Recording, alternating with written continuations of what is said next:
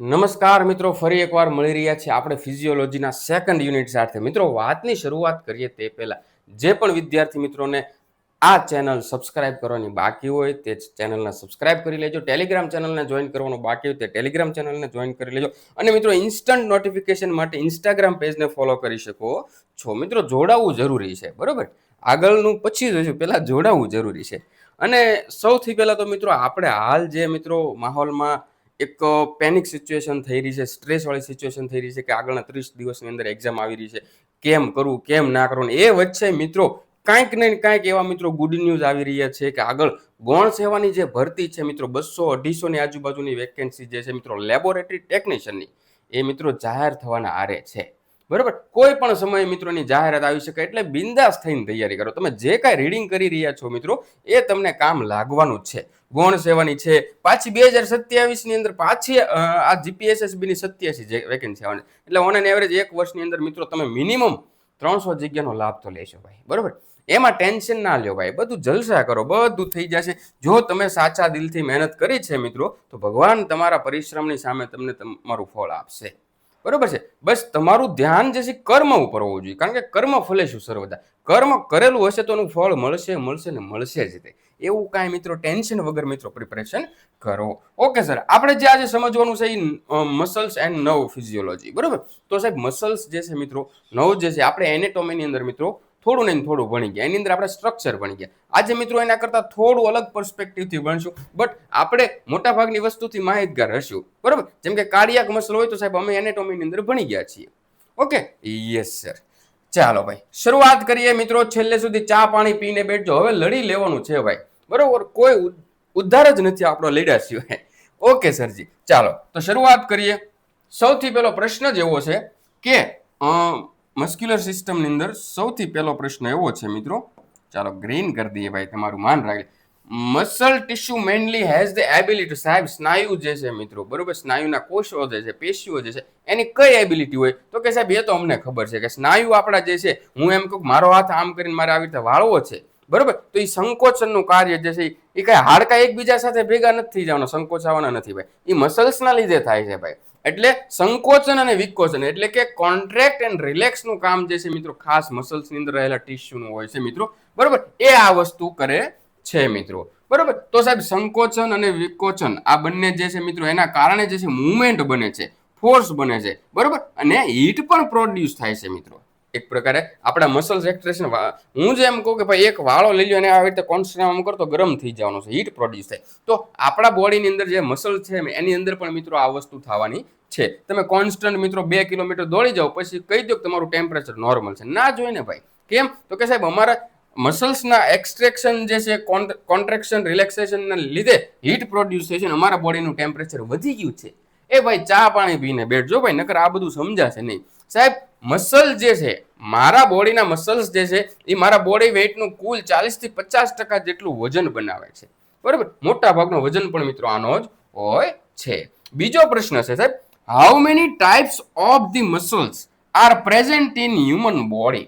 સાહેબ એ તો અમને ખબર જ છે સાહેબ, મારા હૃદયની અંદર રહેલા મસલ્સને કાર્ડિયાક મસલ કહેવામાં આવે છે, એક આ પહેલો પ્રકાર. બીજો, મારા અંદરના જે અંગો જે છે, બરોબર, અંદરના હોલી ઓર્ગન છે, અંદરની ગુહાઓ છે, અન્ન નળી હોય સાહેબ, મોટું આંતરડું હોય, નાનું આંતરડું હોય, જઠર હોય, આ બધાને અંદરની બાજુ જે મસલ્સ આવેલા છે ઈ તો કે સ્મૂધ મસલ છે સાહેબ.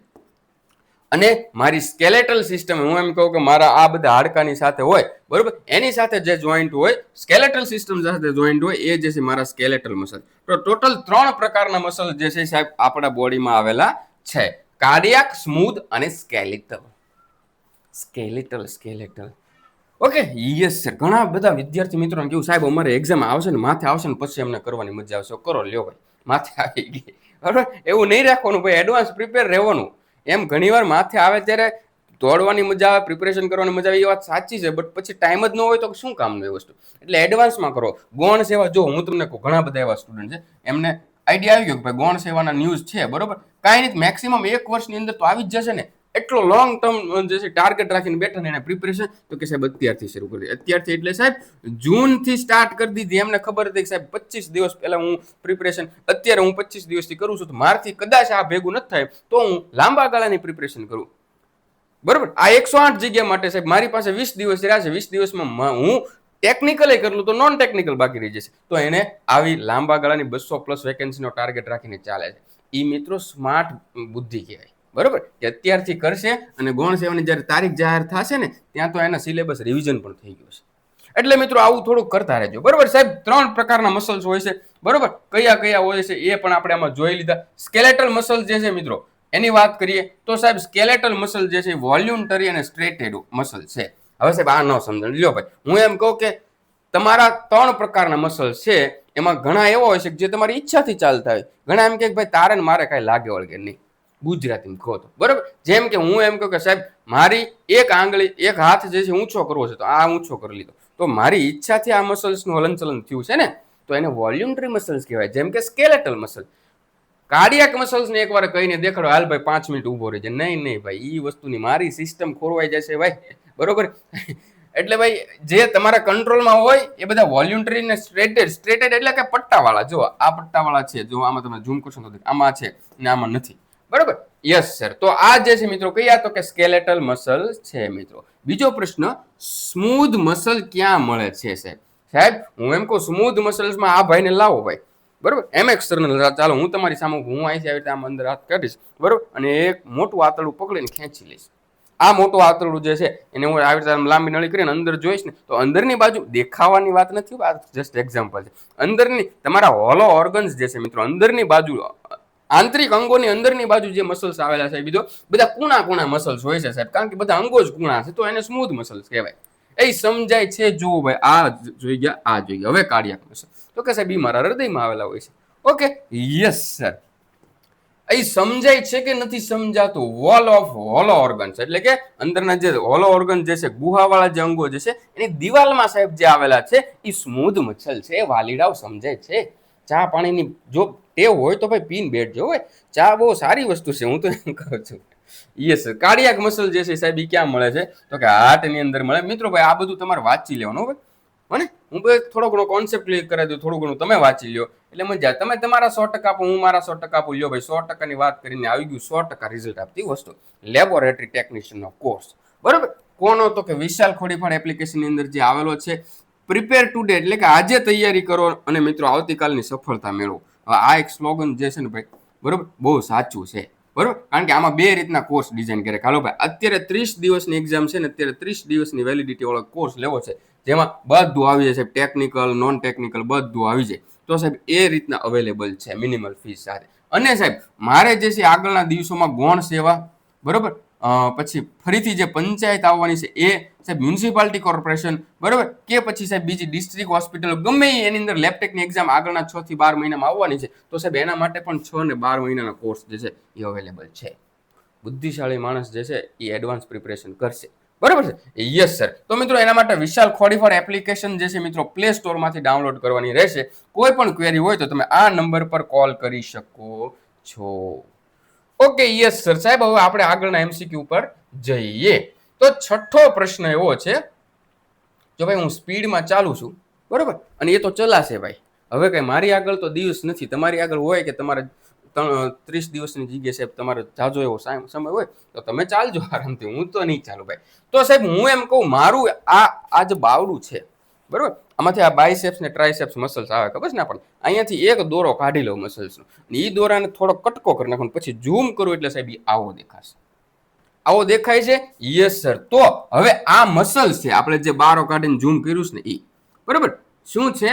એ મસલ છે મિત્રો. હવે ઈ મસલ્સ ની અંદરનો એક દોરો કાઢી એટલે આમ નીકળશે, ઈજી અને અંદરથી એક દોરો નીકળશે, આવી રીતે નીકળશે.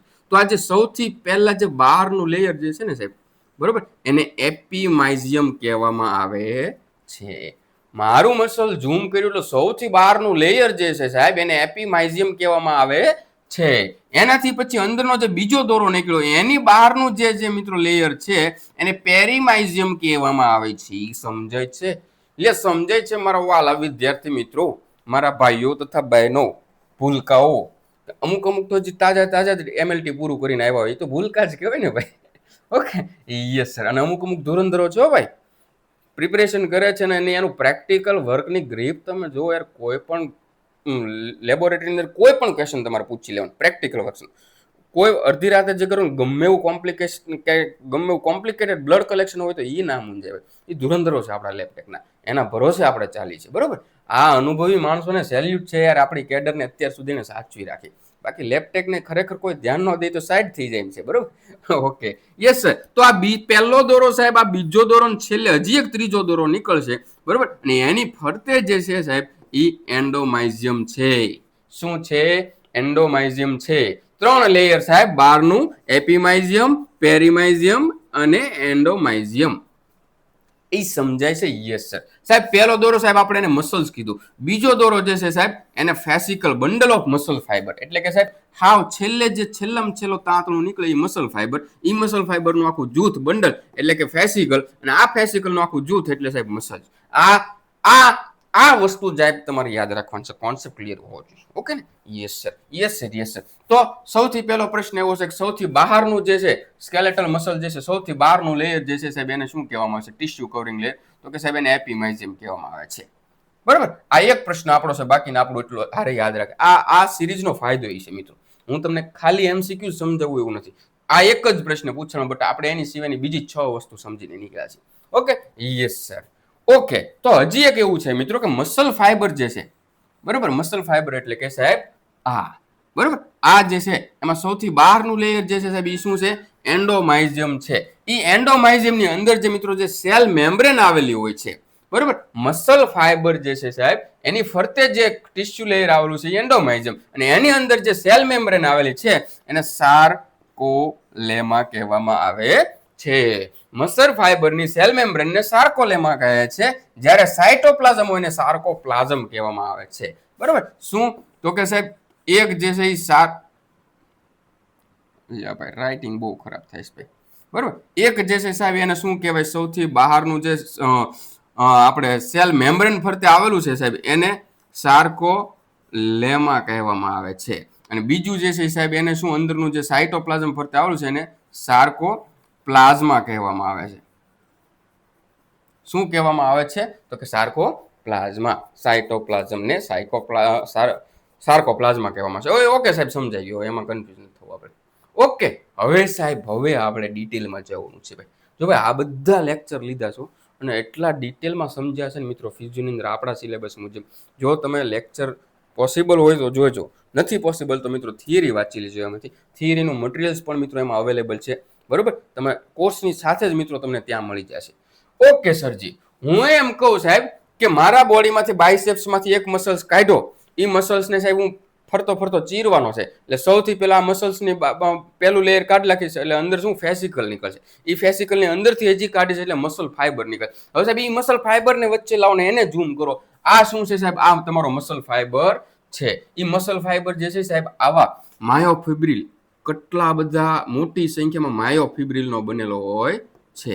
જો ભાઈ સૌથી પહેલા સાહેબ માયોફિબ્રિલ, ઈ ભેગા થઈને શું બને? તો કે મસલ્સ ફાઈબર.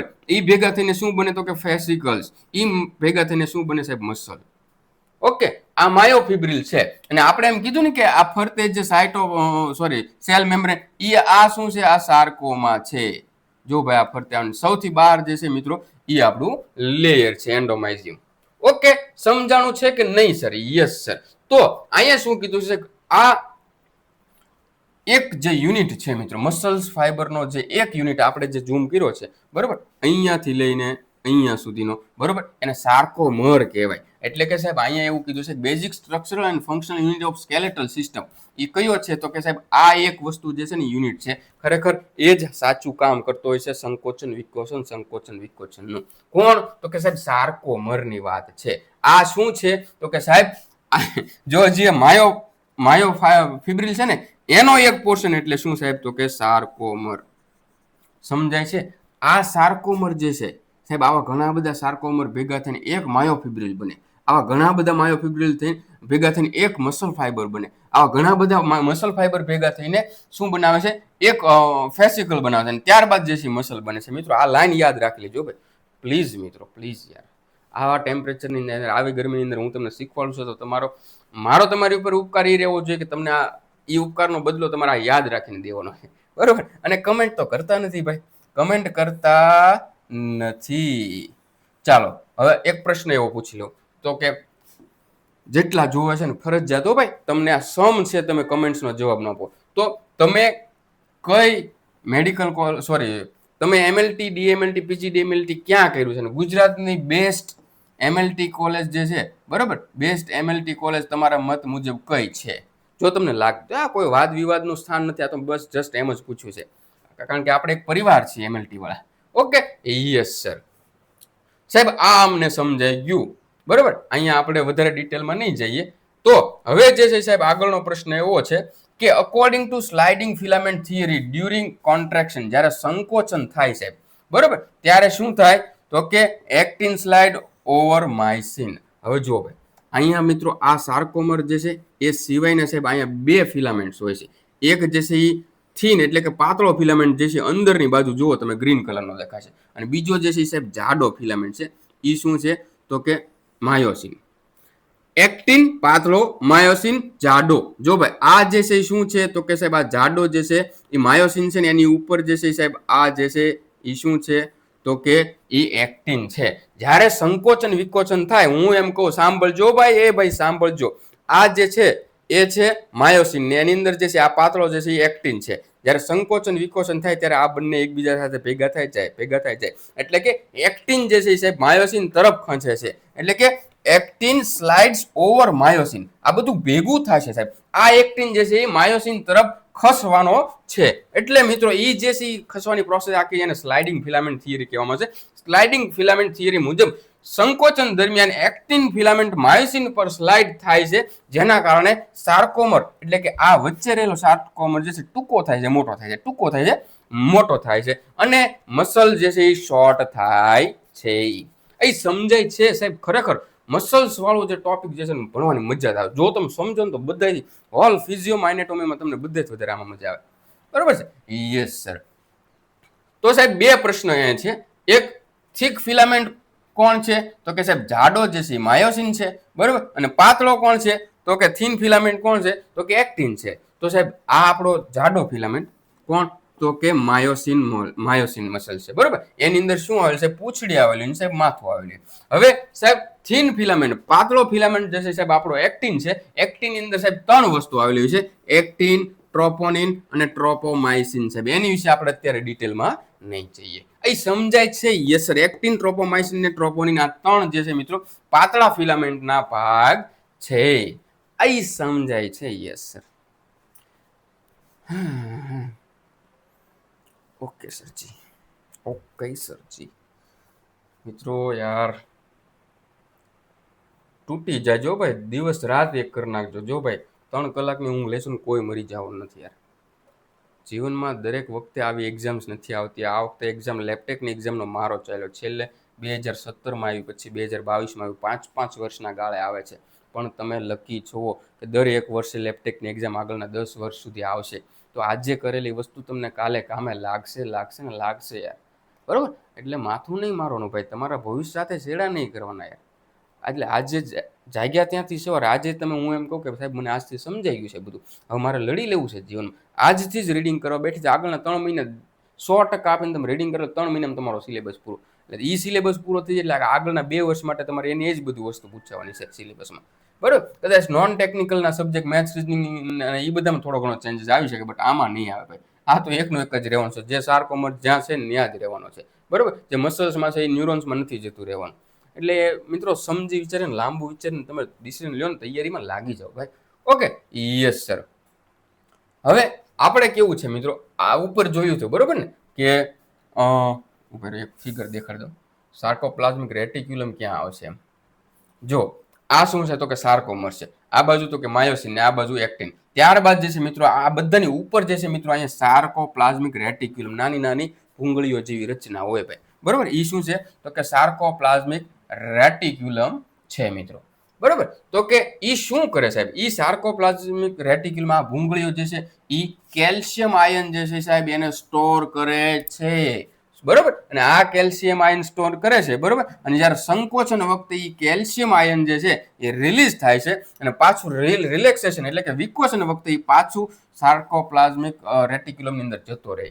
બરોબર? હું એમ કહું સાહેબ સંકોચન થયું તો કેલ્શિયમ અંદર ગયો, પાછું વિકોસન થયું તો ઈ જે છે સોરી ઉલટું થઈ ગયું બરોબર. એટલે વિકોસન થાય ત્યારે પાછું ઈ જે છે અહીંયા જતું રહે છે ને આ પેલા અહીંયા આવે, પેલા રિલીઝ થાય ને પછી પાછું અંદર જતું રહે. Okay yes sir. Ability of muscles to respond stimulus is called. જો ભાઈ હું એમ કહું કે ઉત્તેજના, કોઈ પણ વસ્તુ પ્રત્યે જ્યારે મસલ્સની ઉત્તેજના હોય બરોબર, તો સાહેબ એને શું કહેવાય? તો સાહેબ એને કહેવામાં આવશે એક્સાઇટેબિલિટી. શું કહેવામાં આવશે? એક્સાઇટેબિલિટી. એટલે સાહેબ શું થયું કઈ સમજાણું? જો ભાઈ ગુજરાતીમાં લખ્યું છે, વાંચી લો. એક્સાઇટેબિલિટી એટલે શું થાય? મસલ સ્ટિમ્યુલસ એટલે કે ઉત્તેજનને રિસ્પોન્ડ કરવાની એબિલિટી. સ્ટિમ્યુલસથી મસલ ફાઈબરમાં એક્શન પોટેન્શિયલ જનરેટ થાય. કોઈ પણ વસ્તુનો મિત્રો રિસ્પોન્સ ક્રિએટ થાય છે મસલ્સ દ્વારા, તો મિત્રો એને શું કહેવાય છે? એક્સાઇટેબિલિટી કહેવામાં આવે છે. 14મો પ્રશ્ન એવો છે સાહેબ, ability of muscles to shorten and develop tension is called. એટલે કે ટૂંકા થવાની જે એની પાસે જે એબિલિટી છે એને શું કહેવાય? તો કે સાહેબ એને કોન્ટ્રાક્ટિલિટી કહેવામાં આવે છે. બરોબર. એટલે કે મસલ્સ જે છે અહીંયા શું થાય છે? ટૂંકા થાય છે, ભેગા થાય છે, એને સંકોચન શક્તિ કહેવામાં આવે છે. ભાઈ આ બેઝિક છે, એમાં કઈ નથી. Which muscle properly means returning two original length after stretching. એટલે હવે જો આ પ્રશ્નમાં એને સ્થિતિસ્થાપકતા કહેવાય. રબરને આમ ખેંચીએ પાછું મૂકી દઈએ એટલે પાછું ભેગું થઈ જાય, તો એને શું સ્થિતિસ્થાપકતા જ કહેવાય ને મારા ખ્યાલ, ઇલાસ્ટિસિટી કહેવાય. બરોબર. તો એવું જે છે મસલ્સ જે છે એની પાસે પણ મિત્રો આ વસ્તુ જે છે કે સ્ટ્રેસ થાય બરોબર, શું થાય? તો કે સ્ટ્રેસ થાય પછી પાછું હતું ત્યાં ને ત્યાં આવી જાય. એ જે છે મિત્રો ઇલાસ્ટિસિટીની જે છે મિત્રો એની પાસે એક એનો ગુણધર્મ હોય છે મિત્રો. Okay yes. હવે પેરિસ્ટાલ્સિસ. હવે આને શું કહેવાય? તરંગાકાર ગતિ. આપણા બોડીની અંદર જે અન્નનળી હોય કે પછી સોરી જે પાચન તંત્રની જે આખી ગુહા હોય, મોટું આંતરડું નાનું આંતરડું, એની અંદર મિત્રો ખરબચડી વસ્તુ હોય ને ભાઈ, તો જે તમે રોટલીનું બટકું ખાધું હોય અથવા તો તમે ઘણીવાર બીજું કંઈ ખાતા હોય તો એ જાય તો એ મિત્રો પ્રોપર આગળ ચાલે નહીં. એટલે ત્યાં એક મ્યુકસ જેવી આખી રચના હોય ને એની અંદર આવી રીતે આમ તરંગાકાર ગતિમાં ચાલતું હોય બધું બરોબર, ધીરે ધીરે ધીરે ધીરે ચાલતું હોય અને એ તરંગાકાર ગતિમાં હાલે અને મિત્રો પેરિસ્ટાલ્સિસ કહેવાય છે. તો એના માટે કયા જે છે એ મસલ જવાબદાર છે? તો કે સાહેબ એ જ્યાં આપણે ત્યાં ક્યાં મસલ હોય? તો કે સાહેબ આપણે આ વસ્તુની અંદર આપણા સ્મૂધ મસલ હોય તો એ સ્મૂધ મસલ જે છે મિત્રો એના માટે જવાબદાર છે. હવે કાર્ડિયાક મસલ જે છે સાહેબ એ શેના માટે હેલ્પ કરે? જો સાહેબ કાર્ડિયાક મસલ જે છે આપણા હૃદયમાં આવેલા છે. તો હૃદયનું કામ શું? તો કે સાહેબ પમ્પિંગ ઓફ બ્લડને પમ્પિંગ કરવા માટે આ કાર્ડિયાક મસલ જે છે એ મિત્રો મદદ કરતા હોય છે. Okay yes sir. ત્યારબાદ આવી ગયો છે આપણો ન્યુરોન્સ. ન્યુરોન્સ એટલે કેમ સાહેબ? સાહેબ એ અમારો કરતા ધરતા હરતા બધું ઈ જ છે બરાબર. હું કાંઈ ટચ કરું છું ને મને ગરમ લાગે છે તો એના માટે ન્યુરોન્સ જે છે એ એના રિએક્શન આપવા માટે જવાબદાર છે. એ આખા સંદેશાનું વહન કરવા માટે જવાબદાર છે મિત્રો બરાબર. તો એટલે કીધું છે કે basic structural and function unit of nervous system, ચેતાતંત્રનો રચનાત્મક અને ક્રિયાત્મક એકમ છે. કોણ? તો કે આ ન્યુરોન્સ બરાબર, ચેતાકોષ. Main part of typical neuron. એક ટિપિકલ ન્યુરોન હોય સાહેબ એનો મુખ્ય પાર્ટની વાત કરીએ તો સાહેબ એમાં જે છે એ શું આવેલું હોય છે? એક મિનિટ.